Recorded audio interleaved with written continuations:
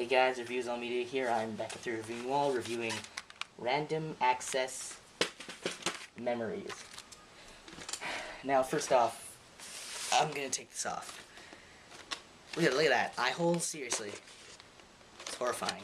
But anyway, you could see that this review was a long time coming because the album's been out for about a week, and it's not the first time I've listened to it.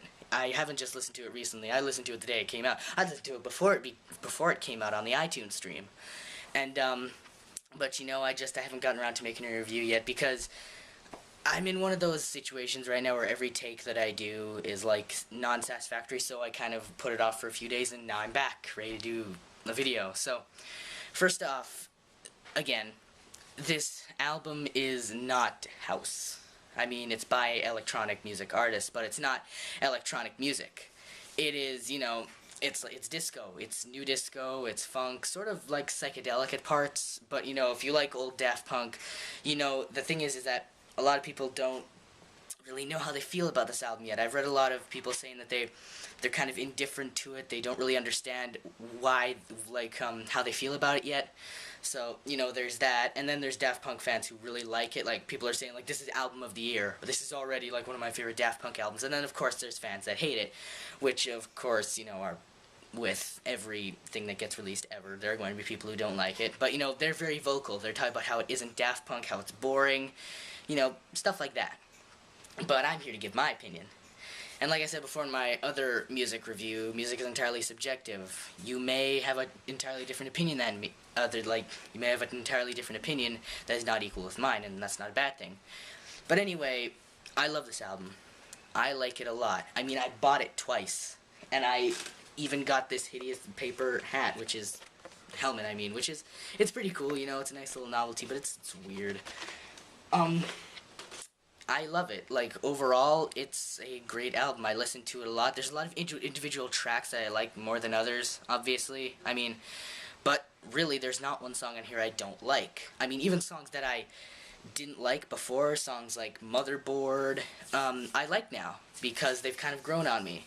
A few favorites of mine include Instant Crush, which features The Strokes frontman Julian Casablancas. He's singing, and I don't know whether they auto-tuned or vocoded his vocals, but it sounds really nice, and it's nice and catchy, really 80s inspired. And also another one that I really like is Giorgio by Moroder, which is if I'm pronouncing that right, it's a 9-minute song.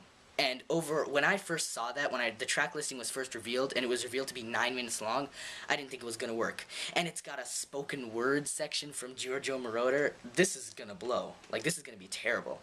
But no, it's fantastic. And yeah, I know a lot of people say that, you know, oh, the first minutes is just him talking. I still listen to it. I still listen to the complete track and don't skip. I like it a lot. And also, finally, another one of my personal favorites is Fragments of Time, featuring Todd Edwards, who has actually collaborated with Daft Punk before on my favorite Daft Punk song of all time, Face to Face.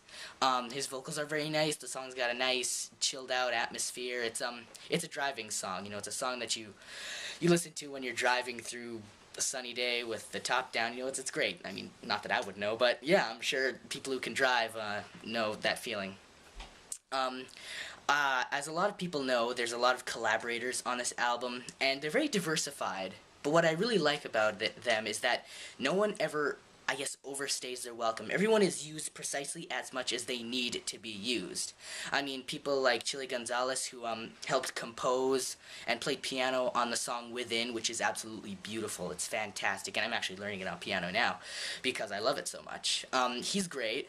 Then we have you know, famous disco guitarist Nile Rodgers. He plays guitar on 3 songs. He plays guitar on the opening track, Give Life Back to Music, the album's lead single, Get Lucky, and Lose Yourself to Dance. All 3 of these are great songs, and not entirely because of Nile, but he definitely contributes a lot. He's great. You know, Pharrell Williams sings on 2 songs. He's good. You know, it's just everyone who collaborates on this album really melds with the album, and even people who you don't expect to be good or to work with Daft Punk, they work really well. They've got, I mean, they sound like they fit in this album. It's great. Like, every collaborator works just fine. You know, the one complaint that I do kind of have with this album is that, they did say in interviews that they were going to stray away from sampling, and a lot of their albums, like Discovery, is very, very sample heavy. They sample a lot of songs, but you know, it's not a bad thing. I'm completely fine with sampling. I'm pro sampling. You know, go sampling. Sampling, sampling, sampling. But anyway, the only song that actually does have a sample is the closing track, Contact, which on its own, it's a good song. It's not the best on the album, but it's good. The one thing that makes it, you know, not fantastic is the use of the sample. This is the only song that has a sample in it, and that sample is a song called "We Ride Tonight" by the Sherbs, which I think are an Australian rock band. And what they basically did is they sampled the intro from "We Ride Tonight" and used it as the intro to Contact. I don't know what it is, but there's something about that that just kind of rubs me the wrong way.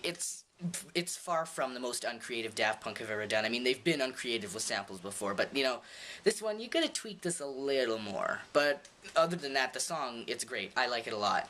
It's just that, you know, you could have worked with it a bit more. I mean, you've done it before. You've done it with One More Time and songs like that, so, you know, whatever.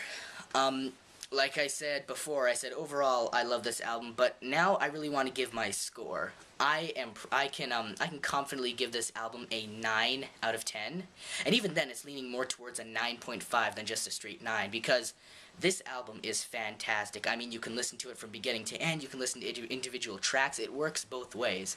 You know, every song is enjoyable, a lot of them are beautiful. I mean, not every song on here is, you know, is upbeat. There's actually quite a few sadder ballads on here, which, you know, I got nothing wrong with that. I like them. I like them a lot.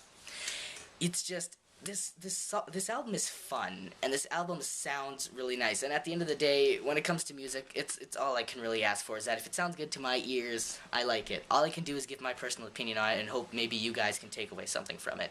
So yeah, overall, 9.5 out of 10. I hope you guys enjoyed this video. I'll see you in the next one. Bye.